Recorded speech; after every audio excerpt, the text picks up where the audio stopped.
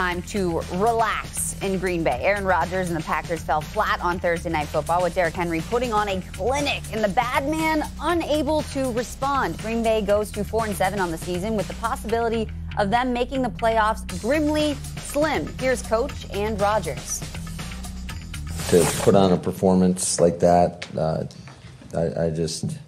don't even know what to say. There was nothing like a few days ago, and that's why you're only as good as your last game. I'm not going to make excuses about my thumb. It's been the same since New York. Didn't have the same type of consistent grip and ball coming out the same way. I threw a lot of kind of wobblers tonight. Just missed a few throws I should have had. I mean, definitely the one to Sammy and the one to Allen for sure.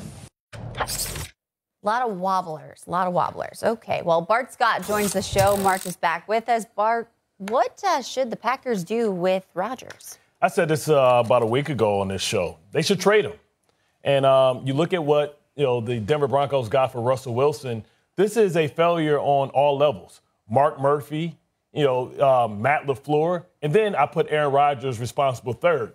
Because if you're going to double down on Aaron Rodgers, it is no way you allow Davante Adams to leave that building. If you're going to put all your assets and say, hey, we're going to reward the bad man with the contract after the MVP year. So where do you find yourself with a future, right? You don't have the stars that's good enough to win in this division or in this conference. They got worse than they were last year, and they got bounced early. If they were going to do that, they should have franchised Davante Adams, or they should have paid him his money, because you're going to waste his time. And also, you look at Matt LaFleur. I say Matt LaFleur is responsible because he signed off on Jordan Love. If you moved up to get a first-round draft pick and move up in the first round for Jordan Love, then he should be playing. So it's time to figure out if he can play, because he's going to go into his fourth year, and you're going to be stuck with Aaron Rodgers for 2 more years. And lastly, I want to blame Tom Brady. I want to blame Tom Brady for making everybody believe that you can thrive well into your 40s. Everybody thinks Russell Wilson benefited from it, and also Aaron Rodgers, because Tom Brady won a damn championship at 43 years old. So I blame all those people. Aaron Rodgers third.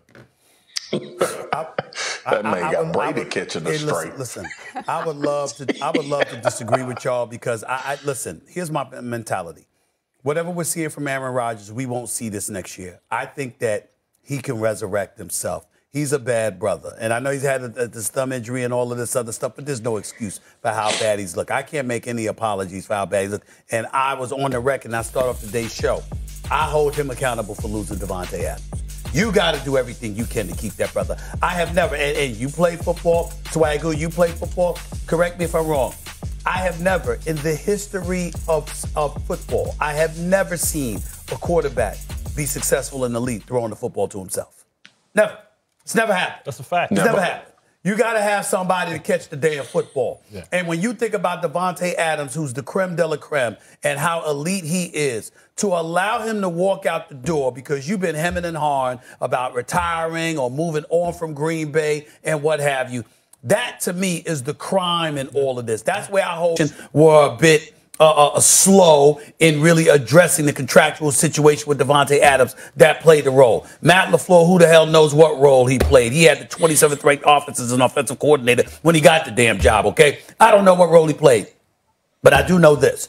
If I'm an elite receiver, it's going to take a hell of a lot for me to leave Aaron Rodgers to go and join Derek Carr, even if that is my college buddy, my boy. Now, obviously, Lambeau Field or Vegas might be a good reason. That might be enough. And I totally understand that is possible. Welcome. But Davante Adams has made it clear the hemming and hawing by Aaron Rodgers played a role in him departing. But does that mean you trade Aaron Rodgers? I know he's looked bad, but do you really, really think that the best is, that he can never recover? I don't see that in him. I can see Aaron Rodgers. If Tom Brady, and I'm not calling him Tom Brady, but I'm just talking about in terms of throwing the football and having velocity on your passes and what have you. If Tom Brady could do that into his mid-40s, certainly Aaron Rodgers could do that before he turns 40. That's what I believe. And that's why I'm not throwing him out with the bathwater. I'm saying the biggest crime is that he lost Davante Adams. All right, few things here, because I agree with the trade because and not because of a decline. I think Aaron Rodgers still got two two, maybe 3 good years in him left. I think the Green Bay Packers, I said this, Bart, almost, I think last offseason, and everybody lost their mind. But I was thinking about as far as your franchise and how you move forward and you start building for the next 10, 15 years, right? And I get it that Aaron Rodgers, and look, you get $50 million, and let's give Aaron Rodgers some credit. You get $50 million a year because you were the 2-time back-to-back MVP. Like, let's not forget what the guy did the previous 2 years. And y'all know I'm as hard on Aaron Rodgers as anybody. But the one thing I won't be hard on Aaron Rodgers about is his elite ability to play the quarterback position, which is not being displayed this year based on what we think about him and what we thought about coming into the season. But this, to me, is about the franchise. That's why I agree with Bart about the trade. Because now you should be looking, if you're the Green Bay Packers, you should be looking and saying, all right, we got all of this young talent. And regardless of if we keep Aaron Rodgers or not, we only pretty much got a year or two left with him. We're not going to give him another $50 million a year contract. And he's not going to take less money based on what we know about him. So you may just be ahead of the curve and planning for the future and trying to move forward and see where you want this franchise to be in the overall grand scheme of things. The other part of it is for Aaron Rodgers.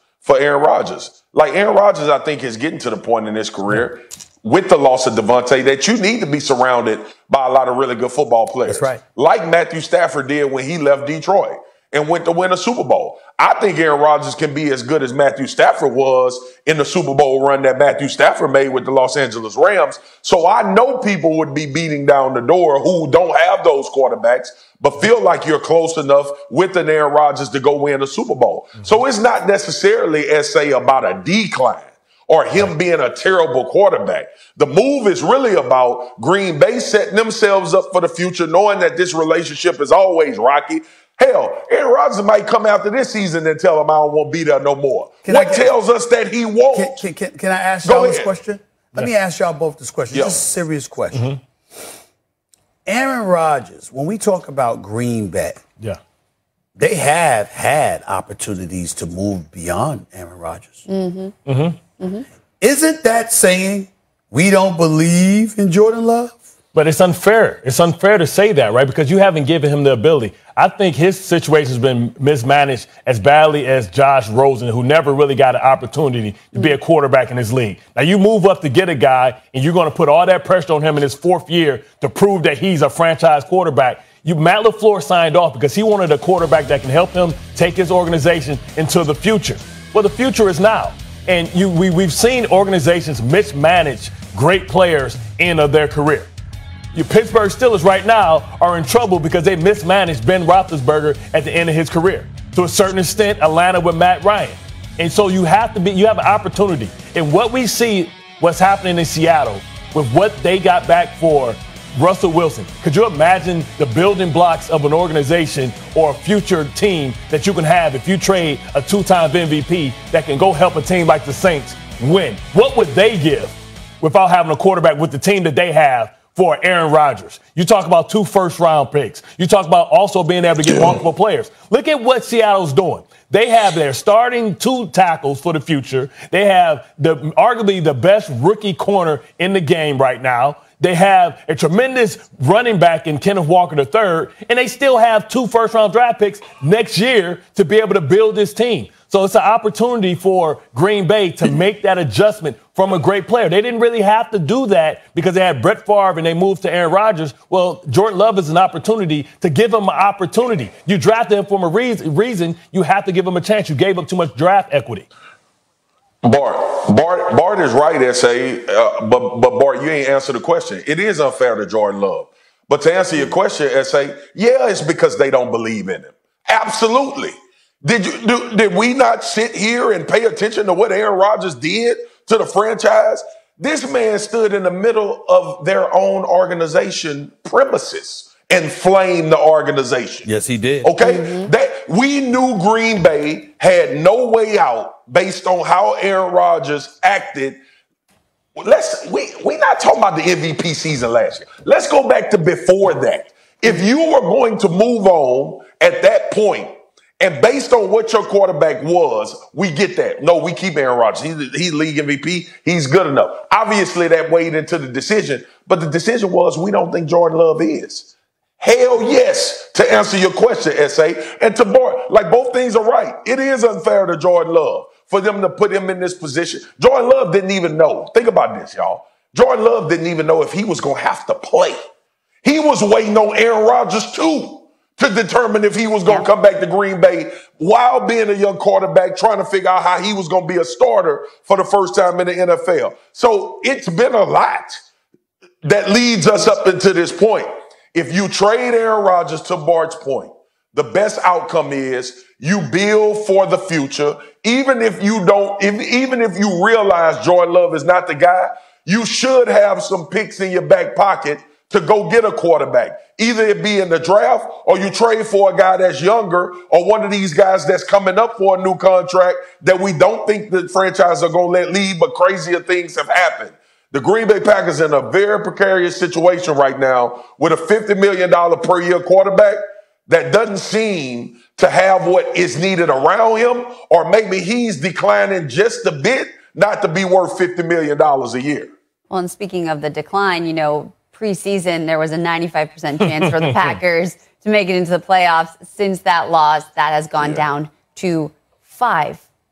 And on that note, there's a chance. There is a 5% Hey, man, fix your face, man. Stop looking so sad. There is a 5% Look at him up there looking sad. 5% chance. We're gonna take it on that note. I'm not sad. They're not sad. I'm not sad. Not sad. Matter of fact, I'm very, very happy. Okay. You're disappointed? You're disappointed. I mean, he's not playing well, and I don't like the fact that the bad man has looked bad. But at the end of the day, I slept quite well last night. We all slept well. I'm going to sleep quite well enough. We're all going to sleep well. We're going to take it to a bump on that note. We're going to take it to a bump because we're in the home stretch run for the race well, my brother. to the college football playoff. Could a 2-loss team make the cut? Someone here says yes. And the Chiefs may have lost the cheetah to Miami, but find out.